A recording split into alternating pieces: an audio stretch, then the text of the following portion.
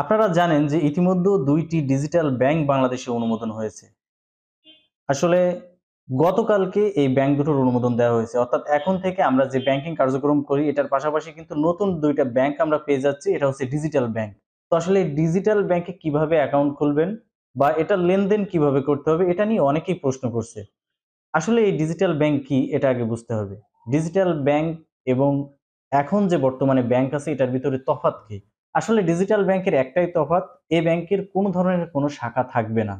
অর্থাৎ এই এমন একটি ব্যাংক যেখানে আপনি অ্যাকাউন্ট খোলা থেকে শুরু করে লেনদেন, স্টেটমেন্ট, যাবতীয় যত কার্যক্রম আছে ব্যাংকিং সবকিছু আপনি এ টু জেড মোবাইল এবং কম্পিউটার ব্যবহার করেই পরিচালনা করতে পারবেন। অর্থাৎ আপনার কোনো ধরনের কোনো শাখায় যাওয়ার প্রয়োজন নাই, কোথাও টাকা জমা দেওয়ার জন্য যাওয়ার প্রয়োজন নাই, টাকা ওঠানোর জন্য কোনো শাখায় যাওয়া লাগবে না, এবং কি এমনকি আপনি অ্যাকাউন্ট খোলা পর্যন্ত নিজ থেকে করতে পারবেন।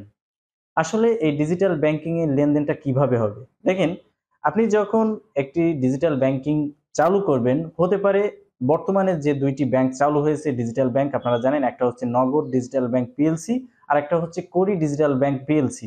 আসলে এই নগদ ডিজিটাল ব্যাংক পিএলসিটা হচ্ছে নগদ আমরা যে ব্যবহার করি মোবাইল এমএফএস একটি অ্যাপ আমরা ব্যবহার করি টাকা ট্রান্সফার বা আদান প্রদানের জন্য।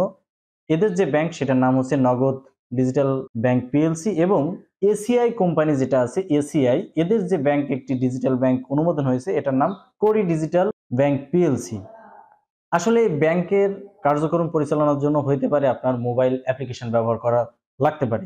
আসলে নতুন কোনো ধরনের কোনো শাখায় যে কোনো ডকুমেন্ট জমা দেওয়ার কোনো ধরনের কোনো প্রয়োজন নাই, আপনি যে কোনো কাজ একটি অ্যাপ ব্যবহার করার মাধ্যমে খুব সহজে করতে পারবেন। আপনারা জানেন যে বর্তমানে বিকাশ, নগদ বা ডাচ বাংলা বা ইসলাম ব্যাংকের যে সকল অ্যাকাউন্ট আপনি করেন এখন কিন্তু নিজেই করা যায়, অর্থাৎ আপনি মোবাইল অ্যাপ্লিকেশনের মাধ্যমে খুব সহজে তথ্য পূরণ করে আপনি এই অ্যাকাউন্টটা চালু করতে পারেন। ঠিক একইভাবে ডিজিটাল ব্যাংকেও আপনি মোবাইল দিয়েই আপনার তথ্য সকল সবকিছু পূরণ করে কিন্তু আপনি অ্যাকাউন্ট খুলতে পারবেন, সেখান থেকে লোন নিতে পারবেন, সেখানে টাকা ট্রান্সফার করতে পারবেন, সেখানে টাকা উইথড্র করতে পারবেন, সেখান থেকে স্টেটমেন্ট নিতে পারবেন, এ টু জেড আপনি মোবাইল অ্যাপ্লিকেশন এবং কম্পিউটার ইন্টারনেট ব্যবহার করে করতে পারবেন।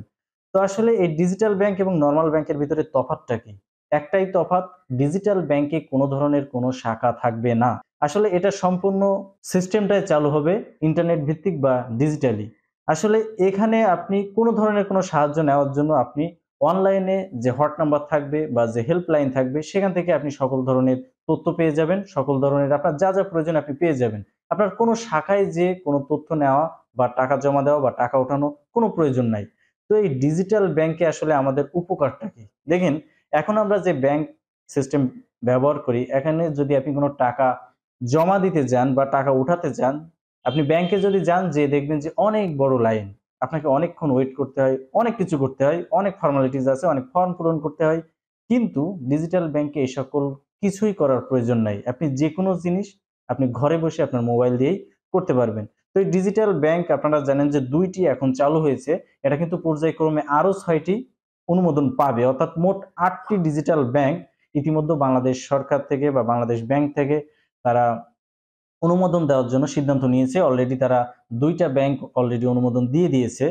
এই ডিজিটাল ব্যাংক এখনো কিন্তু আপনি লেনদেন করতে পারবেন না বা অ্যাকাউন্ট খুলতে পারবেন না, কারণ কি এটার কার্যক্রম কিন্তু এখনো শুরু হয়নি, এটা শুরু হবে, এটা মাত্র অনুমোদন হয়েছে, খুব শীঘ্রই এটার অ্যাকাউন্ট খোলা থেকে শুরু করে লেনদেন যাবতীয় যা কিছু আছে আপনারা সবকিছুই করতে পারবেন। তো আসলে যখনই এটা চালু হবে আমরা আবারও একটি ভিডিওর মাধ্যমে আপনাদেরকে দেখিয়ে দিব যে কিভাবে এটার কার্যক্রম এ টু জেড আপনারা মেনটেনেন্স করতে পারবেন নিজের মোবাইল থেকে বা কম্পিউটার থেকে। তো আশা করি আপনারা বুঝতে পেরেছেন। ধন্যবাদ সকলকে।